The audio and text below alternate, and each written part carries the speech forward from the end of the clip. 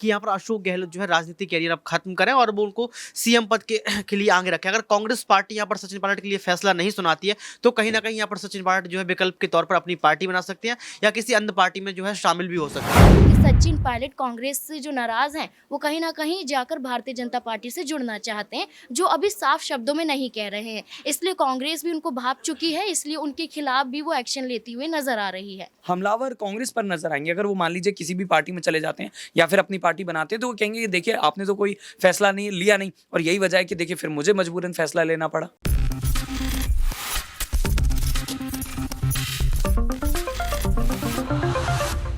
Next 9 news में आपका बहुत बहुत स्वागत है। मैं हूं आपके साथ अबरारुल हक रहमान। मेरा खास प्रोग्राम मुद्दा आज का में आपका स्वागत करता हूं। आज जिस मुद्दे पर चर्चा करने जा रहे हैं हम राजस्थान का है। दरअसल राजस्थान में अशोक गहलोत एक बड़ी बैठक बुलाते हैं और इस बड़ी बैठक में कई मुद्दों को लेकर चर्चा होनी थी, लेकिन उन चर्चाओं के बीच जो एक बड़ी चर्चा बनकर के उभरी वो सचिन पायलट का नाम था। दरअसल सचिन पायलट को लेकर कई नेता इस तरीके की बातें पहले से भी कर रहे थे कि उन्होंने पार्टी में रहते हुए, पार्टी के भीतर होते हुए भी अपनी सरकार के खिलाफ अनशन भी किया और कई मुद्दों पर सरकार को घेरने की भी कोशिश की।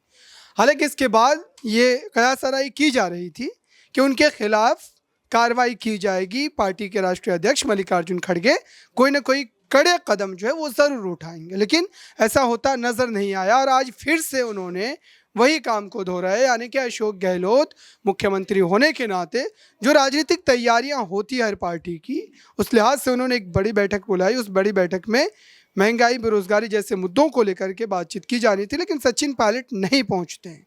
और इसके बाद अब ये कहा जा रहा है कि पार्टी के खिलाफ जिस तरीके से उनके तेवर नजर आ रहे हैं, उससे कांग्रेस पार्टी को विधानसभा चुनाव में वोटों के लिहाज से भारी नुकसान होने वाला है। और उससे बड़ी बात, कर्नाटक विधानसभा चुनाव में जो स्टार प्रचारकों की फहरिस्त तैयार की गई है उसमें सचिन पायलट का नाम तक नहीं है।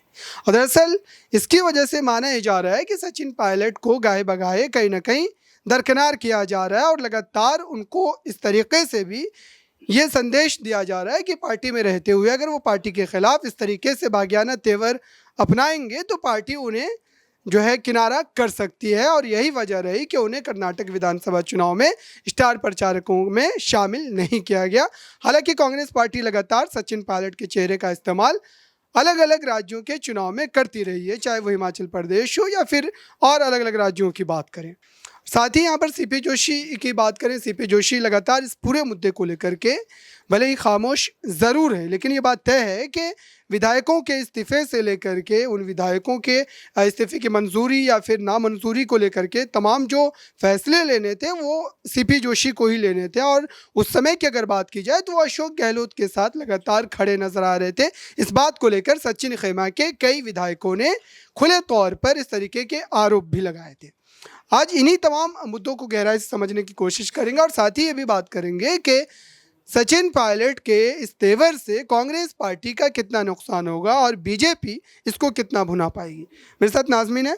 इस समय जिस तरीके के हालात बने और सचिन पायलट लगातार कांग्रेस पार्टी के खिलाफ नजर आ रहे हैं, हालांकि कांग्रेस पार्टी भी जो आप कह सकते हैं कि उनके खिलाफ कोई उस तरीके की बड़ी कार्रवाई नहीं की है, लेकिन इशारों में उनको कहीं ना कहीं ये बात बतला दी है कर्नाटक विधानसभा के स्टार प्रचारकों की फहरिस्त से उनका नाम हटा करके कि अगर वो पार्टी के खिलाफ जाएंगे तो उनके खिलाफ इस तरीके की कार्रवाई की जा सकती है। तो इसको किस तरीके से देखिए, बात सचिन पायलट की जाए तो सचिन पायलट बगावती रुख अपनाते हुए नजर आ रहे हैं और ये बगावती रुख उन्होंने चुनावी दौरान पर देखा है कि जब चुनावी माहौल देखा जा रहा है, राजस्थान में सियासी उठापटक देखी जाती है, अशोक गहलोत के खिलाफ दिखाई देते हैं सचिन पायलट, वसुंधरा राजे की सरकार में जो भ्रष्टाचार है उसके खिलाफ अनशन पर बैठते हैं और अपनी ही सरकार को घेरते हुए नजर आते हैं। तो साफ तौर पर सचिन पायलट भी ज्योतिरादित्य सिंधिया के कदमों पर चल रहे हैं और यहाँ पर पार्टी छोड़ने की बात बताई जा रही है कि सचिन पायलट ऐसा रुख अपना सकते हैं, लेकिन सचिन पायलट की तरफ से अभी सीधे तौर पर नहीं बताया गया है। तो ऐसे में सचिन पायलट ये जो रुख अपनाते हुए नजर आ रहे हैं, अनशन पर बैठ रहे हैं, अशोक गहलोत के खिलाफ बोलते हैं,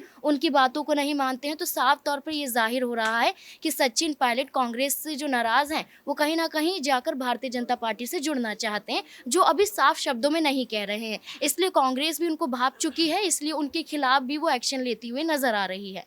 तो ये पूरा बिल्कुल। तो ये पूरी आप कह सकते हैं कि स्थिति है इस वक्त राजस्थान में, और नाज़मीन ने बताया कि किस तरीके से सचिन पायलट लगातार इस पूरे मुद्दे को लेकर के कांग्रेस पार्टी के खिलाफ जाने की बात तो नहीं करते, लेकिन पार्टी के भीतर रहते हुए भी वो कांग्रेस पार्टी के लिए काफ़ी बड़ी परेशानी का सबब जो है बनते हुए नजर आ रहे हैं। ऋतिक है, इनसे समझते हैं कि दरअसल इस पूरे मुद्दे पर इनकी क्या राय है, और ये सचिन पायलट के इस तेवर को किस तरीके से देख रहे हैं, कांग्रेस पार्टी को कितना नुकसान होगा, या फिर जो है वो आने वाले समय में जिस तरीके की बातें लगातार हनुमान बेनीवाल की करें या फिर तीसरे फ्रंट की तमाम बातें चल रही है, क्या वाकई ये सारी चीज़ें होती नजर आएंगी? सचिन पायलट पार्टी के खिलाफ जाएंगे? देखिए, सचिन पायलट ने बहुत सुना और आपको याद होगा कि यहाँ पर सचिन पायलट को गद्दार भी बोल दिया गया, तब भी सचिन पायलट ने जो है कांग्रेस पार्टी का साथ नहीं छोड़ा। हिमाचल प्रदेश उनको सौंपा गया था और हिमाचल प्रदेश से उन्होंने जो है इलेक्शन भी जिताया, लेकिन इसके बावजूद भी जो है कांग्रेस पार्टी के तमाम नेताओं ने सचिन पायलट को पीछे रखा। सचिन पायलट को मजबूरन यहाँ पर अनशन करना पड़ता और खुद की पार्टी को लेकर जो है घिरना पड़ता। तो मुझे लगता है कि सचिन पायलट को वक्त से पहले समझ में आ गया है कि यहाँ पर अशोक गहलोत जो है राजनीतिक कैरियर अब खत्म करें और वो उनको सीएम पद के लिए आगे रखें। अगर कांग्रेस पार्टी यहाँ पर सचिन पायलट के लिए फैसला नहीं सुनाती है तो कहीं ना कहीं यहाँ पर सचिन पायलट जो है विकल्प के तौर पर अपनी पार्टी बना सकते हैं या किसी अन्य पार्टी में जो है शामिल भी हो सकते हैं। बिल्कुल। तो इस तरीके के कयास आराई लगातार की जा रही है। राजनीतिक जानकारों की बात करें, वो लगातार इस तरीके की बातें कर रहे हैं, लेकिन सचिन पायलट ने कभी भी आधिकारिक रूप से इस तरीके के बयान अब तक नहीं दिए हैं कि वो पार्टी के खिलाफ जा सकते हैं। कपिल है मेरे साथ, इनसे जानते हैं कि सचिन पायलट का उस जो है फहरिस्त में नाम नहीं आना स्टार प्रचारकों की, उसको किस तरीके से देख रहे हैं आप? क्या पार्टी उनको कहीं ना कहीं अलग थलग कर रही है? क्योंकि सचिन पायलट कांग्रेस पार्टी का एक बड़ा चेहरा है और लगातार उनके चेहरे पर कांग्रेस पार्टी को कई बार सफलता भी मिली है अलग अलग राज्यों के चुनाव।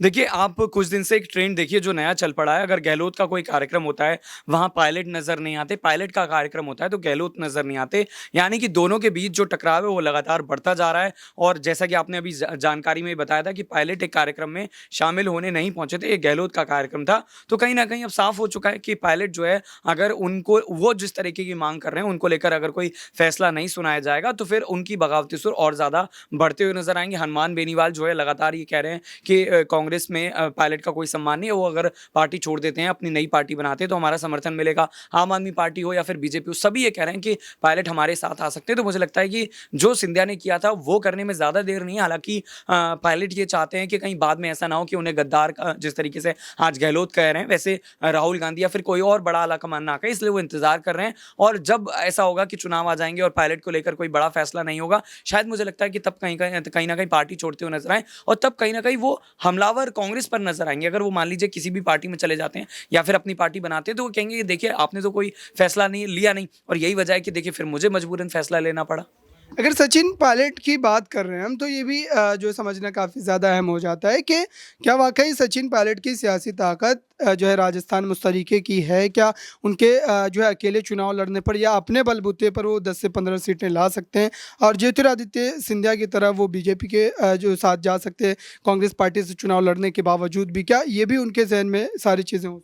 देखिए, मैं बिल्कुल इस डिबेट को ख़त्म करना चाहूँगा ये लास्ट सवाल के साथ। जिस तरीके से आपने सवाल पूछा है, अगर सचिन पायलट अगर अकेले चुनाव लड़ते हैं तो मुझे नहीं लगता कि वो जीत पाएंगे, क्योंकि समर्थन की अगर बात करी जाए तो कई तरह का वोट बैंक उनके साथ है, लेकिन राजस्थान को जीतने के लिए, इतने बड़े स्टेट को जीतने के लिए सभी लोगों का समर्थन चाहिए होगा। और अगर बात करी जाए कांग्रेस की, तो मुझे लगता है कि जब तक आला कमान उन पर फैसला कोई नहीं लेता, अकेले भी लड़ते हैं तो उसका बहुत ज़्यादा उन्हें फ़ायदा नहीं होगा। बहुत बहुत शुक्रिया। तो राजस्थान में ये बात है कि अशोक गहलोत या सचिन पायलट दोनों की बात करें तो अगर सचिन पायलट पार्टी के खिलाफ जाते हैं तो जाहिर सी बात है कि इसका नुकसान सीधे तौर पर होगा, लेकिन सचिन पायलट अकेले अपने दम पर भी जो है ज़्यादा सीटें नहीं ला सकते हैं और ये बात वो भी जानते हैं। लगातार भारतीय जनता पार्टी कई मुद्दों को लेकर अशोक गहलोत की सरकार को घेरती रही है और राजस्थान में इस समय आप कह लीजिए कि 50-50 का माहौल बना हुआ है। हालांकि अशोक गहलोत लगातार प्रदेश के कई हिस्सों का दौरा कर रहे हैं, कई मुद्दों को लेकर के जनता को जागरूक कर रहे हैं और अपने पक्ष में माहौल भी बनाने में लगे हुए हैं। फिलहाल इस खास रिपोर्ट में बस इतना ही। देखते रहिए ताज़ा तरीन खबरों के लिए नेक्स्ट 9 न्यूज़ को। धन्यवाद।